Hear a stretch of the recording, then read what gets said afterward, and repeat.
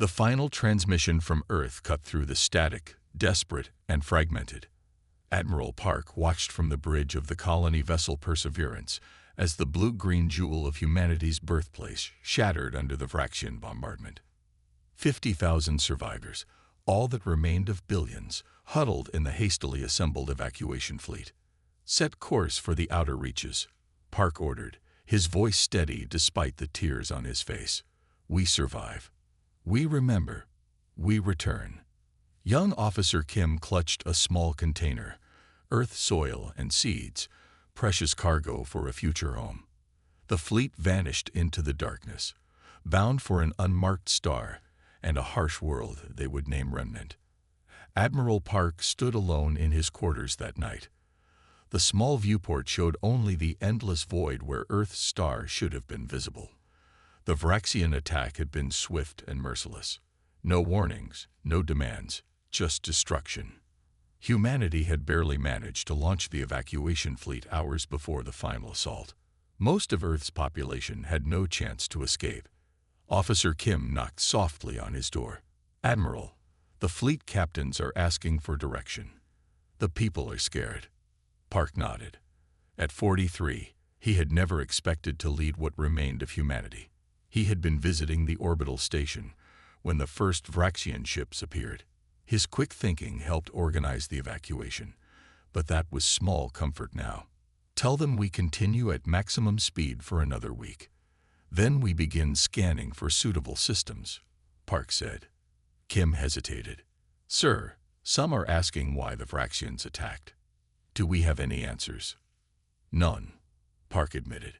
"Their technology was far beyond ours. Perhaps they saw us as a future threat. Perhaps they simply wanted our planet. We may never know." The fleet traveled for months.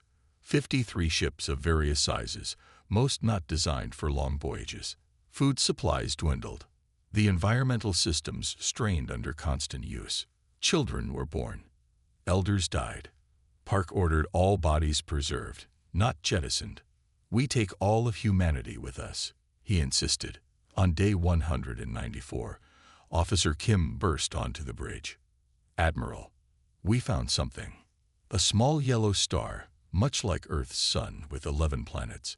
The third one showed promising readings, similar gravity, breathable atmosphere, and liquid water. It was more rugged than Earth, with massive mountain ranges and deep valleys, but sensors detected plant life. "Prepare landing parties," Park ordered, "but maintain full stealth protocols. We don't know if the Vraxians are tracking us." The planet was harsh but levelable.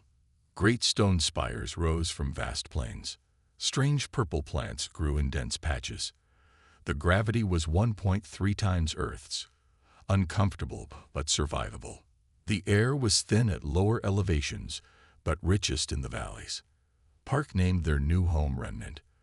"Because that's what we are," he told the gathered survivors. "The remnant of Earth, but not the end of humanity." The first months were difficult. The native plants were not poisonous, but provided little nutrition. The soil needed adjustment before Earth crops would grow. 3 ships were dismantled to build the first settlement, a collection of metal structures nestled in a sheltered valley. They called it Haven. Officer Kim, now promoted to captain, oversaw the agricultural program. The seeds and soil samples she had rescued proved invaluable. They built special greenhouses to reproduce Earth's conditions. By the end of the first year, they harvested their first crops.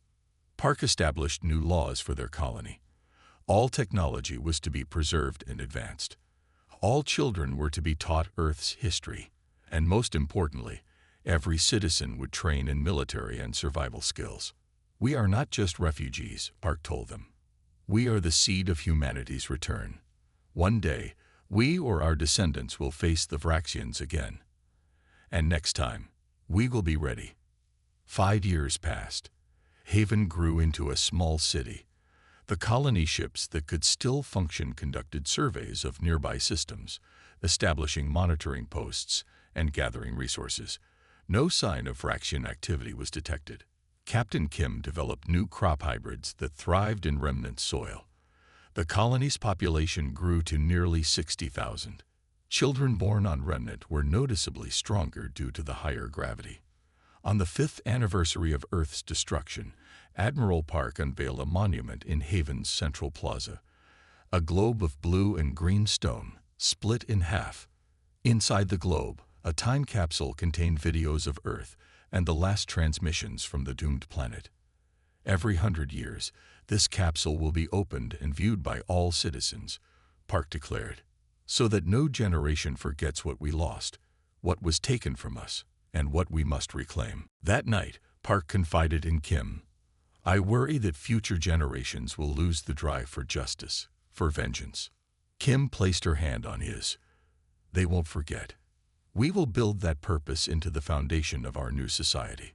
10 years after landing, Admiral Park fell ill. Remnant's atmosphere, while breathable, contained trace elements that damaged human lungs over time. Medical technology adapted, but not quickly enough for the first generation. On his deathbed, Park called for Captain Kim. "Promise me," he whispered. "Promise me they will remember." "They will," Kim said firmly. "I'll make sure of it." After Park's death, Kim established the Remembrance Council, 12 citizens charged with preserving Earth's memory and advancing humanity's ability to eventually confront the Vraxians. Every technological development was evaluated for its potential military application. 20 years after landing, the colony had expanded to 3 cities. The population reached 100,000.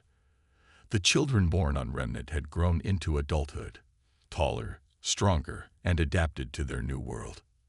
Kim, now Admiral herself, ordered the construction of the first Remnant-built starship. It was small and crude compared to the original fleet, but it was a start. She named it the Park's Promise. "We build not just for survival," she told the cheering crowd at the launch. "We build for return." 30 years after landing, Admiral Kim opened a special facility beneath Haven, the Vengeance Vault. Here, scientists worked on weapons technology, ship designs, and defensive systems far beyond what Earth had possessed. 50 years after landing, the first generation of Earth-born humans was passing away. Before her death, Admiral Kim recorded a message for future generations. "I have seen our new home flourish," she said, "but never forget our true home. Never forget the blue skies of Earth, the oceans that gave us life, the soil that nurtured us, and never forget those who took it all away. 3,000 years or 3 million, it does not matter. Humanity will return. Humanity will remember. Humanity will have justice." The recording ended with Kim holding up the small container of Earth soil she had carried from the dying planet. "This is not just dirt. This is our promise." 3 millennia passed. Captain Hannah stood on the observation deck of the warship Retribution, her tall frame evidence of generations born in Remnant's heavy gravity. Below, shipyards stretched across an asteroid belt, constructing the most advanced fleet the galaxy had never seen. "Admiral Lee requests your presence in Strategic Command," her second officer announced. Humanity had transformed in isolation. Stronger, faster, united in purpose. Their technology had leaked beyond anything Earth had known, developed with singular focus. Billions now populated their hidden star systems, waiting for the call. "Begin final preparations," Admiral Lee commanded. "The memory of Earth demands justice." Captain Hannah walked the long corridor to Strategic Command, her steps measured and purposeful. At 7 feet tall, she towered over the few remaining original human dimensions. 3,000 years of evolution under Remnant's heavy gravity had changed humanity. Bodies grew more dense, muscles more efficient, bones thicker. What would have been considered giants on Earth were now average on Remnant and its sister colonies. The doors to Strategic Command slid open silently.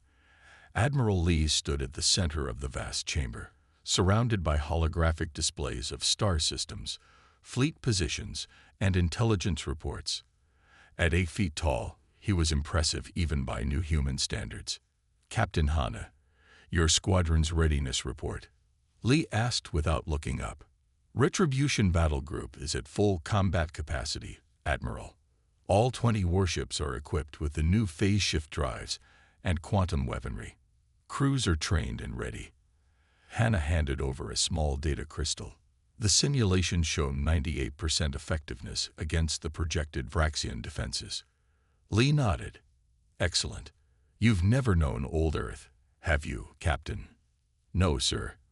I'm 32nd generation remnant born. Yet you carry the memory. We all do, sir. Hannah touched the small pendant at her neck, a tiny vial of Earth soil, a tradition started by Officer Kim thousands of years ago. Every citizen wore one from birth. The Admiral activated a new hologram, the ancient recording of Earth's destruction, enhanced and preserved through millennia. The blue-green planet cracked and shattered under alien weapons. Hannah had seen it hundreds of times in the remembrance ceremonies, but it still brought anger to her heart. 3,000 years, Lee said quietly. We've waited, hidden, prepared. While the Vraxians thought us extinct, we spread through 20 star systems. Our population now exceeds 15 billion. Our technology has surpassed what they used to destroy our homeworld. The display shifted to show the full extent of human territory. A carefully hidden network of stars on the edge of the galaxy, connected by artificial wormholes that allowed instant travel between colonies. No signals ever escaped their systems. No ship ever ventured into known space without perfect stealth technology. Our long-range probes have mapped the entire Vraxian Empire, Lee continued. 300 systems, 42 subjugated species. Their technology has barely advanced in 2,000 years. They've grown complacent in their dominance. Hannah studied the display carefully. And they still have no idea we survived. None. To them, humans are extinct. A footnote in their conquest history. The latest intelligence from our deep cover probes confirms they've maintained their policy of destroying any spacefaring civilization that reaches a certain technological threshold. 7 more worlds have been destroyed since Earth. The door opened again, and Director Jin of Intelligence entered. His modified eyes, completely black and able to see across multiple spectrums, scanned the room before he spoke. The final analysis is complete, Admiral. The Vraxians' central defense network can be penetrated. Their response time to a coordinated attack across multiple systems would be approximately 47 hours, more than enough time for our strike teams to achieve primary objectives. Lee nodded. Then we are ready. Captain Hannah, your battle group will lead the first strike. You will target their primary shipyards at Proxima Vrax. Hannah felt a surge of pride. The Retribution Battle Group was the newest and most advanced in the fleet. Their selection for the first strike was a great honor. We won't fail, Admiral. The memory of Earth guides us. That evening, Hannah toured her flagship one last time before deployment. The Retribution stretched 5 kilometers from bow to stern, a marvel of engineering that would have seemed like magic to the original Earth refugees. Its hull was made of living metal that could repair itself.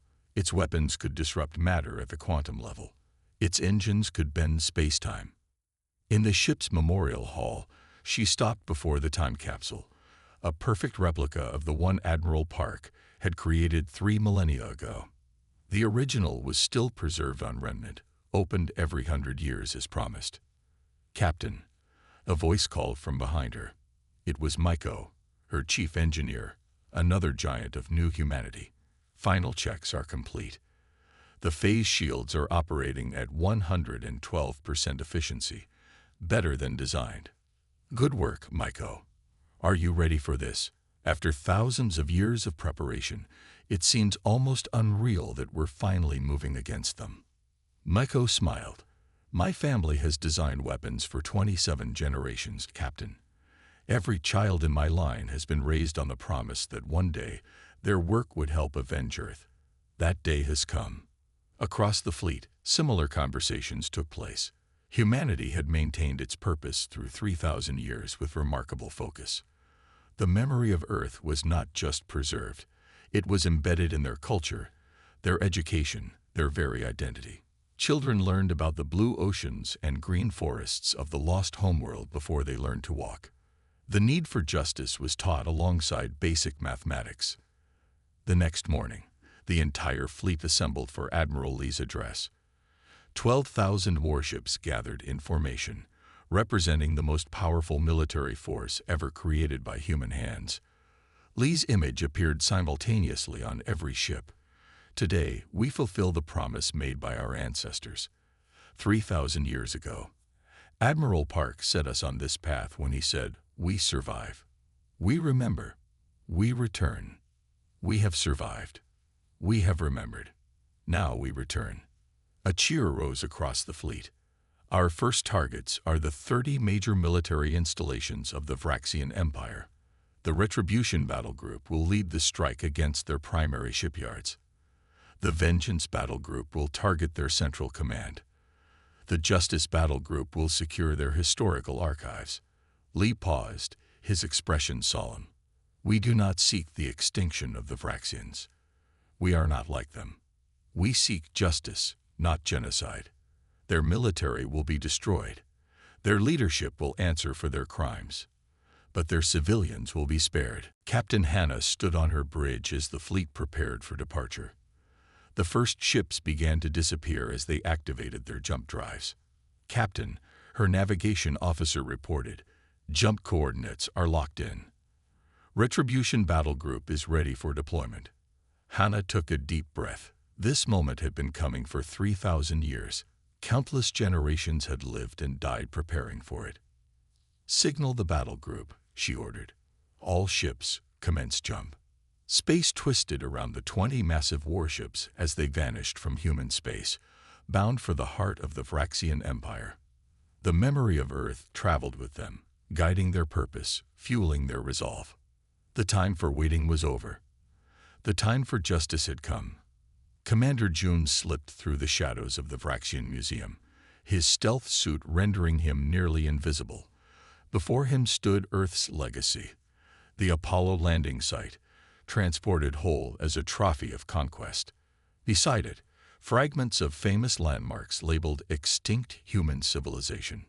"Security perimeter established," whispered Lieutenant Sun through the neural link.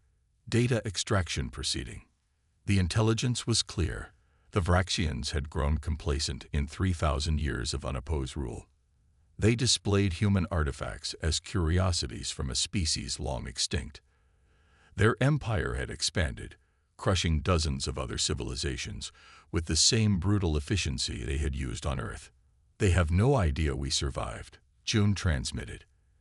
"And they've created many potential allies for us." June moved silently past a Vraxian guard. The alien never noticed him.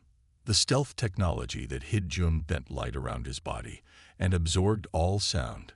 To the Vraxians, he was nothing but a ghost, fitting for a member of a species they believed extinct. The Apollo landing site stood under a large dome. The lunar module, the American flag, even the footprints of the astronauts had been cut from the moon's surface and transported here as a trophy. A plaque in the Vraxian language described humans as a primitive species that almost achieved spacefaring status before extinction. June's anger burned cold. His ancestors had kept this fury alive for 3,000 years. Now, standing before the stolen heritage of humanity, he felt the weight of all those generations. "Focus on the mission," Lieutenant Sun reminded him through the neural link. June nodded, though Sun couldn't see him. Their team had infiltrated the Vraxian capital world 2 days ago. While the main human fleet prepared for the first military strike, their job was to gather intelligence and make contact with potential allies. He moved deeper into the museum. Displays showed pieces of human history, a section of the Great Wall of China, statues from ancient Greece, even the crown jewels of England, all labeled as relics of an extinct civilization. In the central hall, June found what he was looking for. A massive display showed the destruction of Earth. The Vraxians had recorded their victory and played it on a loop for their citizens to admire. "I'm at the target," June transmitted, beginning data extraction. He removed a small device from his belt and placed it against the control panel of the display. The device would copy all data without triggering alarms. While it worked, June studied the other exhibits. The hall was dedicated to what the Vraxians called the Purification Campaign. Their systematic destruction of advanced civilizations throughout the galaxy. Earth was just one of many. Commander, Sun's voice came through the link. I found something. Section 42, Eastern Wing. On my way, Jun replied, retrieving his device after it finished copying the data. He moved through the museum, passing more stolen treasures from Earth and other worlds. In Section 42, he found Sun standing before a strange display. Look at this, she said, her stealth suit partially deactivated so Jun could see her. The display contained artifacts from a dozen different alien species. Unlike the human exhibits, these were labeled as currently subject species. These civilizations still exist, Sun explained.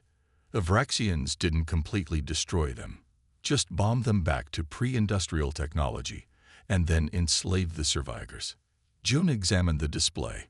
One species called the Talix had skin like polished blue stone. Another, the Vordai, resembled tall insects with 4 arms. A third, the Meridian, looked almost human except for their silver eyes. The Meridian homeworld is only 6 light-years from the Vraxian capital, Sun said. And according to this, they have a resistance movement that has been fighting the Vraxians for centuries. Jun's mind raced with possibilities. We need to make contact. Already working on it, Sun replied. I've identified a Meridian who works here as a cleaner. She comes on duty in 1 hour. They waited, hidden in their stealth suits. Museum visitors, mostly Vraxians, but also some aliens who appeared to be servants or slaves, passed by without noticing them. The Vraxians themselves were tall, gray-skinned beings with 4 eyes arranged in a diamond pattern. They moved with a natural arrogance, barely acknowledging the other species around them. Target approaching, Sun alerted. A female Meridian entered the hall pushing a cleaning cart. She worked methodically, keeping her eyes down as Vraxian visitors passed. Jun activated a special frequency on his mural link, one that the Human Intelligence Service believed would be undetectable to Vraxian monitoring systems. Do not react, he transmitted. My name is Commander Jun. I represent a force that opposes the Vraxian Empire. We wish to speak with your resistance. The Meridian woman froze for just a moment, then continued cleaning as if nothing had happened. This could be a trap, came her barely audible reply. The Vraxians have tried such tricks before. We are not Vraxians, Jun replied. We are humans. This time, the woman could not hide her shock. She dropped her cleaning tool, quickly bending to retrieve it. Humans are extinct, she whispered. Destroyed 3,000 years ago. Some escaped. We have rebuilt in secret. Now we have returned. The woman's silver eyes darted around the room, searching for the source of the voice.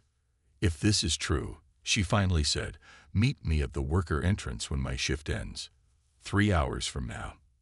Later, Jun and Sun waited near the service entrance to the museum. Rain fell on the Vraxian capital city, providing additional cover as workers left the building. The Meridian woman emerged, pulling a hood over her head against the rain. She walked quickly down a side street, not looking back. They followed her through twisting alleys until she entered a small dwelling in what appeared to be a slum for non-Vraxian species. Inside, she closed the door and turned. Show yourselves if you are real, she demanded. Jun deactivated his stealth suit, appearing seemingly out of thin air. Sun did the same. The Meridian woman gasped. By the stars, it's true. You look like the images in our oldest books. My name is Commander Jun. This is Lieutenant Sun. We represent the United Colonies of Humanity. I am Sarah, Communication Officer for the Meridian Resistance. She studied them with wonder. You are taller than the ancient records described. We evolved, Sun explained. 3,000 years on a high-gravity world changed us. Sarah gestured to a table. Sit, tell me everything. Jun explained how humanity had survived, rebuilt, and now returned with a fleet powerful enough to challenge the Vraxian Empire. Sarah listened with growing excitement. There is a legend among the subjugated species, she said when he finished. It tells of a day when the ghost people would return from beyond the dark to break the chains of the four-eyed tyrants. Most think it just a story to give hope to the hopeless. It's no longer just a story, Sun replied. Our main fleet will strike key Vraxian military installations within days. But we need allies, eyes and ears within their territory. Sarah nodded eagerly. The Resistance Network connects all 17 subjugated species. We have cells on every major Vraxian world. We've been waiting generations for a chance like this. She activated a hidden panel in the wall, revealing communication equipment. I can contact our central command immediately. While Sarah sent her message, June examined the small dwelling. Despite the poverty evident in the simple furnishings, one wall held a shrine of sorts. Images of what must be Meridian historical figures were arranged around a central picture. With a shock, June recognized the central image. It was Earth, the blue planet, as it had appeared before destruction. Why do you have this? He asked Sarah when she returned. Earth is sacred to all the subjugated peoples, she explained.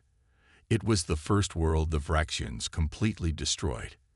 Its fate is a reminder of what happens when we fail to unite against them. Sun joined them. They taught you about Earth to frighten you, but it had the opposite effect. Yes, Earth became a symbol of resistance. The Vraxians don't understand. They think displaying its artifacts shows their power, but for us, those displays are secret places of pilgrimage. June felt a connection to this alien woman that transcended species. While humans had kept the memory of Earth alive as a drive for vengeance, these subjugated peoples had preserved it as a symbol of hope. My leaders will meet with you tomorrow, Sarah continued. They can provide detailed information on Vraxian defenses, patrol schedules, communication codes, everything the Resistance has gathered over centuries. June nodded. And we can provide something you've lacked, the power to actually defeat the Vraxians. After 3,000 years, Sarah whispered, the ghost people return. The prophecy fulfills itself. Sun smiled. Not ghosts, just humans who kept a promise. The council chamber on the stealth base Vindication hummed with tension. Representatives from 7 oppressed species sat alongside humanity's military leadership. Admiral Dai presented the evidence gathered from Vraxian networks. They destroyed our world to make a statement, she said calmly. Now we will make one of our own. Colonel Jin unveiled the battle plans. Precision strikes against key Vraxian installations, liberation of slave worlds, and strategic sabotage of their command structure. The alien representatives watched in awe as simulations demonstrated human military capabilities developed over thousands of years of preparation. We offer you freedom, Dad told them. In exchange, we ask for your knowledge of Vraxian territory and weaknesses. The holographic display in the center of the chamber showed the Vraxian capital world. It rotated slowly, highlighting military bases, defense systems, and government centers. Admiral Dai stood tall, her 8-foot frame imposing even among the new humans. 3,000 years of evolution under higher gravity had changed humanity significantly. The 7 alien representatives studied the display with different expressions. Sarah of the Meridians looked hopeful. Kaz of the stone-skinned Talix seemed doubtful. The insect-like Vorde representative clicked her mandibles nervously. You claim your fleet can penetrate these defenses? Kaz asked, his deep voice rumbling. The Vraxians have held power for 5,000 years. Many have tried to fight them. All have failed. None of them were human, Colonel Jin replied. He activated a new display showing the human fleet. 12,000 warships. Technology 3 generations beyond current Vraxian capabilities. 3,000 years of focused military development with a single purpose, this moment. The Vorde representative, named Zix, stepped forward on her 4 delicate legs. My people have lived under Vraxian rule for 2,000 years. We were once scientists and artists. Now we are workers in their factories. Why should we believe you can succeed where all others failed? Admiral Dan nodded to a junior officer. The lights dimmed, and a new hologram appeared. Earth in its final moments, breaking apart under Vraxian weapons. "This was our homeworld," Dai said quietly. "We do not fight for glory or power. We fight because we made a promise to our ancestors. The Vraxians believe they destroyed us. That mistake will cost them their empire." Sarah of the Meridian spoke up. "I have seen their ships. I have walked among humans. They are real, and their technology is beyond anything the Vraxians possess." The fourth representative, a gray-skinned Lauren named Tello, shook his head. "Even if you can defeat their military, the Vraxian Empire spans 300 star systems. How can you control such territory?" Colonel Jin smiled. "We don't intend to. We don't want an empire." He expanded the holographic display to show the entire galaxy. "We want justice. Once the Vraxian military is neutralized and their leadership captured, we will help each subjugated world regain independence." The chamber fell silent as the alien representatives exchanged glances. This was clearly not what they had expected. The fifth representative, a bird like Aviri with brilliant red feathers, titled her head. "You would free us and then leave. What do you gain?" Admiral Day's expression remained calm.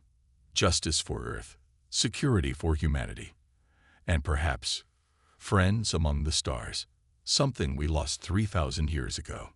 The sixth representative, a blue-skinned aquatic species called Nelvari, spoke through a translator device. "The Vraxians control our water supply. If they suspect rebellion, they will poison entire oceans before surrendering power. That's why timing is essential," Colonel Jin explained. He activated a detailed battle plan. Operation Remembrance will begin with simultaneous strikes on 53 key Vraxian installations across 27 systems. Their command structure will be disrupted before they realize they're under attack. The final representative, a crystalline being called Illumini, sparkled as it spoke. "My people can transmit data through our crystalline networks. The Vraxians have never detected these communications. We could coordinate resistance cells across all worlds." Admiral Dan nodded. "That would be invaluable." For the next hours, the council chamber became a true alliance meeting. Each species offered unique abilities. The Meridians knew the Vraxian communication codes. The Talix had resistance fighters embedded in mining operations. The Vordai controlled food production and could sabotage supplies. The Lorens had mapped all Vraxian military bases. The Aviri could fly reconnaissance missions undetected. The Nelvari could disable underwater sensor arrays. The Lumini could coordinate all resistance activities instantly. Colonel Jin integrated each capability into the battle plan. The holographic display became increasingly complex as new layers of strategy formed. "The key," Jin explained, "is simultaneous action. The Vraxians have ruled through division, keeping subjugated species separated and distrustful of each other. United, with our fleet as the spearhead, they cannot stand against us." Kaz of the Talix still looked concerned. "What about civilian casualties? My people live alongside Vraxians on many worlds." Admiral Day's expression softened. "We are not the Vraxians. We do not destroy worlds.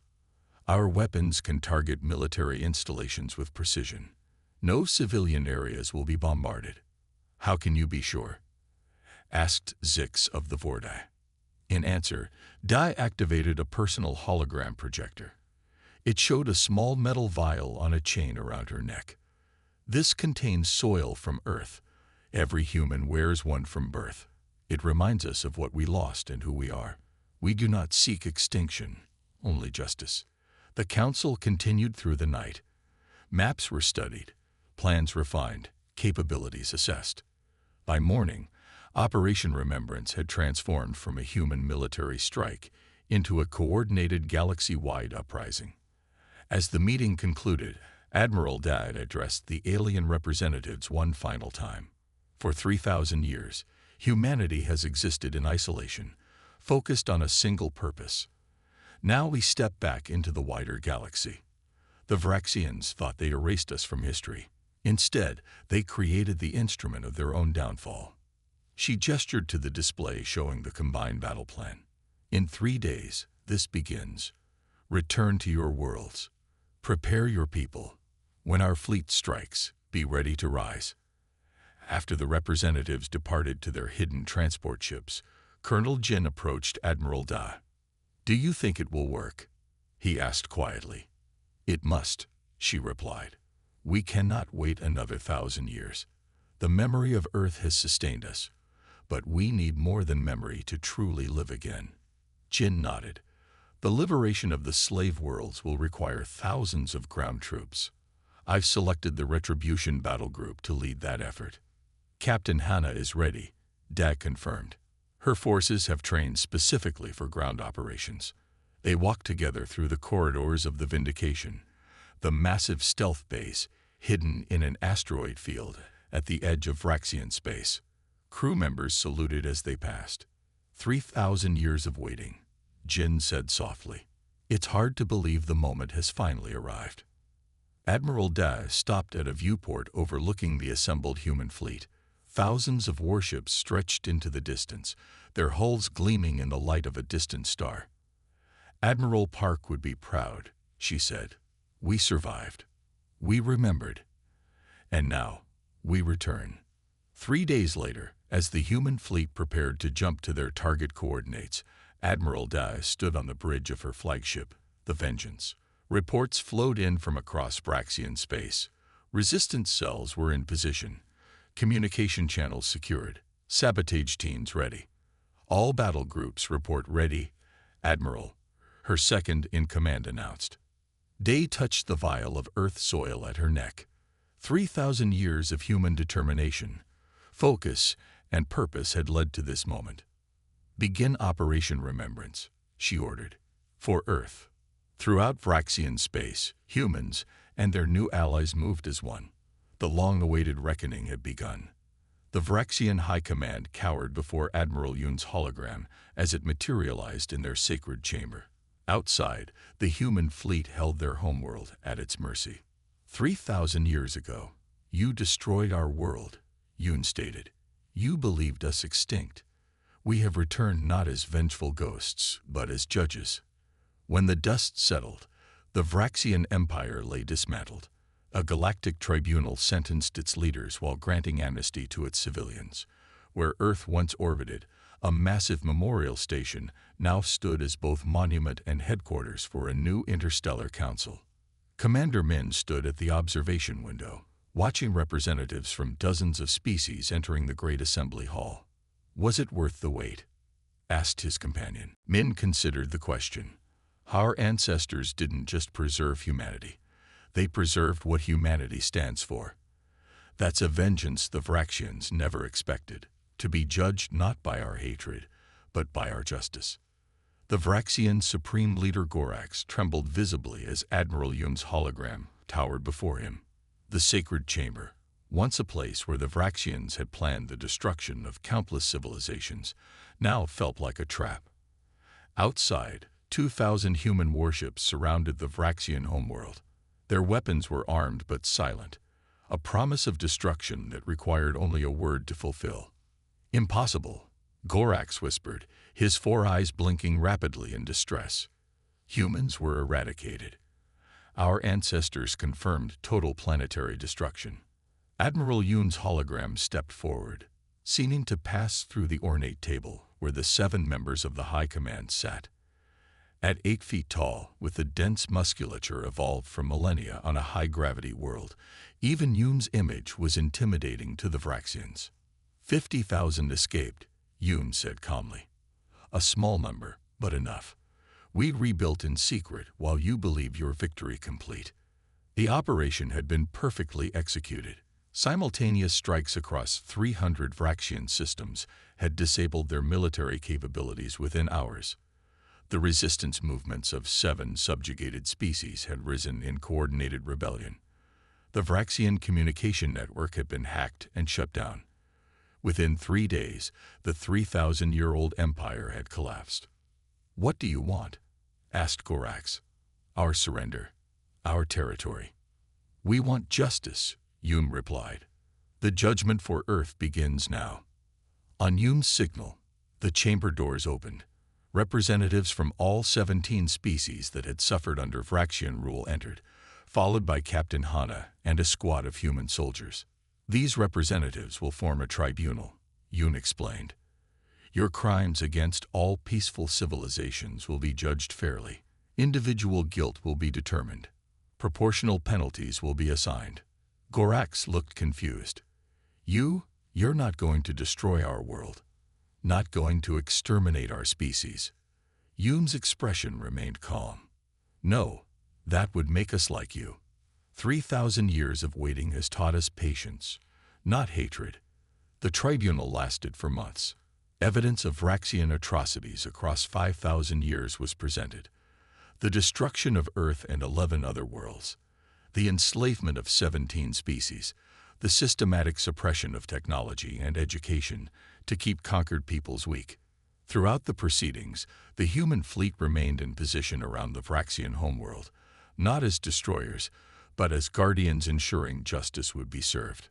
On the final day, Admiral Yoon stood before the assembled representatives of all affected species to announce the tribunal's decision. The leaders of the Vraxian hegemony are found guilty of crimes against sapient life, Yoon declared. They will serve lifetime imprisonment on a secure world, where they will work to repair some small fraction of the damage they have caused. Gorax and the other leaders were led away in restraints. For the Vraxian people, Yoon continued, we recognize that many were simply born into a system they did not create. They will retain their homeworld and 5 colony planets. Their military capabilities will be dismantled. They will live under observation for 100 years. The representatives of the formerly subjugated species nodded in approval. It was justice without vengeance, punishment without genocide. 1 year later, Commander Min stood at the observation window of the massive space station that orbited where Earth once had. Called the Memorial, it served as both monument to the destroyed world and headquarters for the new Galactic Council. Below him, ships arrived carrying representatives from dozens of species. The formerly subjugated worlds had regained their independence. Many were rebuilding their ancient cultures. All had accepted membership in the new council, a cooperative body designed to prevent any single species from ever again threatening galactic peace. Quite a view, said a voice beside him. Min turned to see Admiral Da, her uniform decorated with the symbols of both Earth and Remnant. Admiral, Min said with a respectful nod. I didn't expect to see you here today. I wouldn't miss the first official meeting of the council, she replied. 3,000 years is a long time to wait for this moment. They watched as more ships arrived. The Meridians, the Talix, the Vorde, all former slaves, now equals. Even a small Vraxian delegation was permitted to attend as observers, their first step toward eventual readmission to galactic society. Was it worth the wait? Dai asked softly. 3,000 years of living for revenge. Yet in the end, we chose justice instead. Min considered the question carefully. The small vial of earth soil hung around his neck, as it did for every human. For generations, it had symbolized a promise of vengeance. Now, perhaps, it could mean something more. Our ancestors didn't just preserve humanity, Min finally answered. They preserved what humanity stands for. That's a vengeance the Vraxians never expected, to be judged not by our hatred, but by our justice. Day smiled. Well said. And now we have a future to build, not just a past to avenge. Below them, in the great chamber at the heart of the memorial, the first meeting of the Galactic Council began. Representatives from 23 species took their seats around a circular table. At its center stood a perfect holographic recreation of Earth as it had been. Blue oceans, green continents, white clouds swirling in its atmosphere. We begin today's session, announced the council president, a Meridian named Sarah, with a moment of remembrance for all worlds and peoples who suffered under Vraxian rule. The chamber fell silent. Min closed his eyes, imagining the world his ancestors had lost. For 3,000 years, humanity had lived with a single purpose, to avenge that loss. Now they had a new purpose: to ensure it never happened again.